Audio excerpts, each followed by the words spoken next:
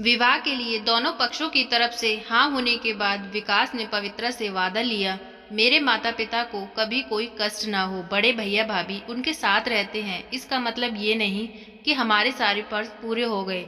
जब कभी जिम्मेदारी उठानी पड़ी तो मैं चाहता हूँ तुम पीछे ना हटो, मेरे कदम से कदम मिलाकर चलो और उनके लिए दिल से करो।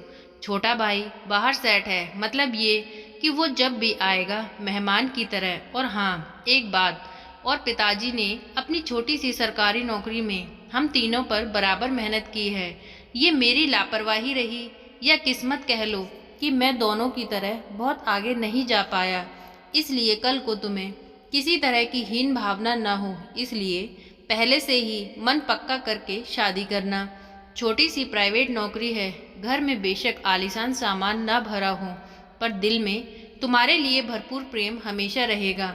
पवित्रा पढ़ी लिखी होशियार लड़की विकास के पाक दिल और नेक इरादों से प्रभावित हो गई। अपनी पारिवारिक परिस्थिति को देख वो हर समझौते के लिए तैयार हो गई। विवाह के बाद कुछ दिन ससुराल रह चल दी पतिदेव के साथ। कमाई बेशक ज्यादा न थी, कई बार महत्वाकांक्षाओं को मारना पड़ता था, लेकिन उसकी छोटी सी दुनिया में सुख चैन और प्रेम सब था। मध्यम वर्गीय परिवार से थी तो हर परेशानी को बचपन से बारीकी से देखती आई थी।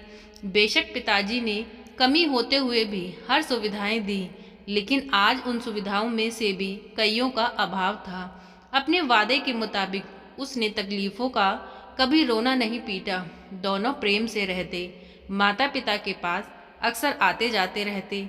वहाँ जाकर बस एक ही बात खटकती थी, माँ की कोई बात गलत लगने पर बड़े भैया भाभी का तुरंत पक्ष ले लेते और विकास उसकी उम्मीद पवित्रा से हर हाल में चुप रहकर सहयोग करने की होती।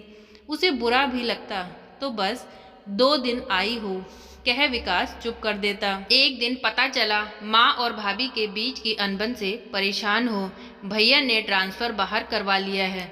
श्रवण कुमार विकास के पास दूसरा कोई हल न था, चल दिए परिवार सहित माता पिता के साथ रहने। पवित्रा भी अपने वादे के मुताबिक तन मन और धन से सेवा में जुट गई। कुछ दिन बीतने के बाद सास बहू में वैचारिक भेद शुरू हो गए। सही होते हुए भी पवित्रा विरोध नहीं कर पाती, मन महसूस कर रह जाती। जिंदगी एक डर्रे पर चल पड़ी, कहीं कोई बदलाव नहीं। घर में बातें कम और तनाव ज्यादा रहने लगा। छोटी छोटी बातों में रोक टोक, रिश्तों में दूरियां आने लगी। सब्जी ये क्यों बनाई, अभी कहाँ जा रहे हो। विकास तो पहले रसोई में झांकता भी नहीं था, कभी बाहर का खाना पसंद नहीं करता था। और भी न जाने कितने बेतुके प्रश्न। कहने का मतलब ये है कि रोज के मनमुटाव विवेक के घर घुसने के बाद सिरदर्दी बढ़ने लगी। जब बहुत समझाने के बाद भी हल नहीं निकला तो उसने पवित्रा से ही चुप रहने की याचिका की। देखो पवित्रा, सब कहेंगे बड़ा दम भरता था, आज खुद पर पड़ी तब अकल आई।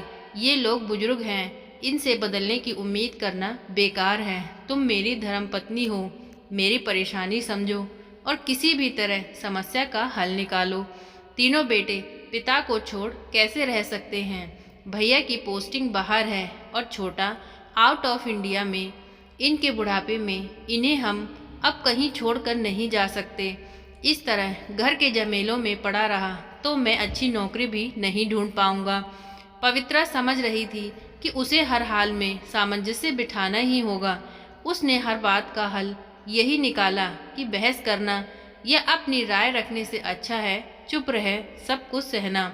वो चुपचाप सब काम करती रहती, अपनी तरफ से सेवा में कोई कमी न करती। आज पिताजी के कोई पुराने मित्र मिलने आए। अरे विकास, तुम कब आए? वहाँ तो सुना है तुम्हारी अच्छी नौकरी लग गई थी। क्यों बेटा नौकरी छोड़ आए? मुझे यकीन था तुम इन्हें अकेला छोड़ कभी नहीं जाओगे। विकास बोलने ही वाला था, पिताजी बीच में बोल पड़े। बड़े का तबादला बाहर हो गया था और छोटा विदेश में है। एक यही था जो नौकरी छोड़कर आ सकता था। हमने कहा यहीं आकर रहो, थोड़ा कम भी मिलेगा तो क्या, घर खर्च तो हम चला लेंगे, इस बहाने थोड़ी बचत भी हो जाएगी। वहाँ जितनी कमाई थी सब खर्च हो जाती। विकास पिता की शक्ल देखता रहा। उसे लगा था पिता इसकी तारीफ करेंगे कि सब छोड़ गए, तो इसने अपनी नौकरी की परवाह नहीं की और चला आया। वो मन ही मन तकलीफ से भर उठा। कितनी आसानी से पिताजी ने उसकी मजबूरी गिनाकर उसके त्याग को इतना छोटा कर दिया। जब तक भाई यहाँ था तब तक उनके दिमाग में ये विचार नहीं आया कि विकास की कमाई कम है और उसे बुला लिया जाए। ये सब कुछ सुनकर भी उसके चेहरे पर एक मुस्कुराहट थी। वो मुस्कान जो उसे खुद के ऊपर आ रही थी। पिताजी की बीमारी के चलते अक्सर लोग मिलने चले आते, बेटे बहू की सेवा देख तारीफ भी करते, पर असली तृप्ति तो तब मिलती जब माता पिता उनके त्याग को समझते। बहू चुपचाप काम में लगी रहती। हाँ, समय साथ जीना सीख गई थी। उन लोगों की बहुत सी बातों को नज़रअंदाज कर खुश रहने की कोशिश भी करती। अब एक बिटिया भी थी। आधा मन उसके कारण लग जाता। जहाँ देखो साथ बैठकर समय कुछ न कुछ सुनाया जाता है। उसने साथ बैठना कम कर दिया। उसे अपने से ज़्यादा पति का सोच कर लगता। एक दिन गुस्से में बोली, देखिए, सेवा करना अपनी जगह है, लेकिन जब सामने वाले को आपके करे की कदर ना हो तो वही सेवा बेवकूफ़ी नज़र आती है। जानते हैं आप मम्मी जी सबसे क्या कहती हैं? लोग हमें बेवकूफ़ समझने लगे हैं। विकास उसकी बात पर मुस्कुरा कर कहता है, तुम क्या समझती हो मैं इतना नादान हूँ कि सबका मन नहीं पड़ना जानता? ये दुनिया और यहाँ के लोगों की छोड़ो, तुम सीधा चल रहे हो, फ़र्ज़ अदा कर रहे हो, तो ये तुम्हें बेवकूफ़ का दर्जा दे रहे हैं। अभी तुम यहाँ के गए नहीं कि वहीं लोग सीधा यही कहेंगे कि वो तो पराई थी, क्या सेवा करती जब बेटा ही अपना फ़र्ज़ अदा न कर सका। इसलिए पवित्रा, किसी की बात को दिल से मत लगाओ। मुझे खुशी है कि तुम मुझे धर्मपत्नी के रूप में मिली, लेकिन पिताजी वो बुजुर्ग हैं। ऐसा नहीं है कि वो मुझे प्यार नहीं करते। वो मेरी स्थिति देख भड़ास निकालते हैं कि सब कुछ बन गए और ये नहीं। 2-3 दिन से मौसी सास आई हुई थी। बहू को देख बहुत खुश होती, कैसे चुपचाप शांत मन से अपना काम करती रहती है। दीदी कुछ भी कहे, तेरी बहू लाखों में एक है। क्या तन मन धन से सेवा में लगी रहती है। बड़े के क्या हाल हैं और छोटा, वो सब कैसे हैं? पिताजी बीच में ही गर्व से बोले, दोनों ही बहुत होनहार हैं, अच्छी कमाई करते हैं। उन दोनों ने मेरी मेहनत सफल कर दी। शान से कह सकता हूँ दोनों लायक हैं। उनके ऊपर पैसा लगाया तो आज उन्होंने सर उठाने लायक रखा है। जीजा जी, लायक तो विकास है, बड़ा तो बीमारी की हालत में भी आपको छोड़ चला गया, और इसे देखो, अपना आगा देखा न पीछा, सब छोड़ सेवा में चला आया। देखो साली साहब, सेवा करता है तो उसे उसका मेवा भी मिलता है। दोनों लायक थे, निकल गए। हमने तो इस पर भी उतनी ही मेहनत की थी, कुछ बनता तो ये कौन सा रुकता। शुरू से नालायक था, कभी किसी की नहीं सुनी। आज यहाँ है तो हमारी वजह से 2 पैसे बचा लेता है। ये नहीं होता तब भी हम इतने समर्थ तो थे कि अपनी व्यवस्था करते। बहू सब सुन रही थी, जानती थी कि जो अपने बच्चे के प्रेम व त्याग को नहीं समझे वो उसके लिए क्या ही कह सकते हैं। उसे विकास के लिए बहुत तकलीफ हुई। मन तो आया कि अभी के अभी उसे ले यहाँ से चली जाए। मौसी सास ने फिर पक्ष रखते हुए कहा, कुछ भी कहो, ऐसे बच्चे आज के समय में मिलना मुश्किल है। आपकी किस्मत बहुत अच्छी है दीदी, बहू और तुम्हारी कोई बात होते नहीं देखी। क्या बात है, सब ठीक है ना? वो बेचारी कहीं आती जाती नहीं, एक तुम ही हो जो उसके मन को पढ़ सकती हो। सास कुछ बोलती उससे पहले पवित्रा हंसते हुए बोली, मौसी जी माफ़ कीजिएगा, छोटा मुंह बड़ी बात कह रही हूँ। आप खुद सोचिए, नालायक बेटे की बहू लायक कैसे हो सकती है? नालायक बहू हूँ, पति ने कहा। माता पिता अकेले हैं तो साथ देने चली आई।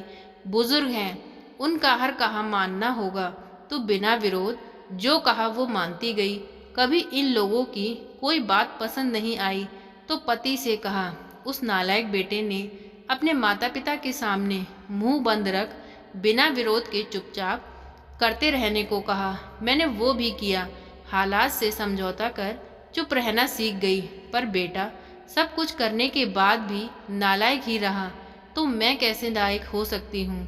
उनके त्याग, सेवा और फर्ज का ये सिला मिलेगा।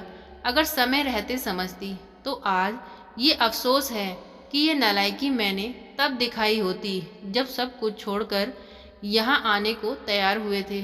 बहू की बात से सास ससुर के चेहरे का रंग उड़ गया। आज से ये नालायक बहू बिल्कुल नालायक हो चुकी है, क्योंकि अंतरात्मा की आवाज को रोक नहीं पाई। अपने मन की कह नालायक बहू फिर चुपचाप अपने फर्ज अदा करने में लग गई।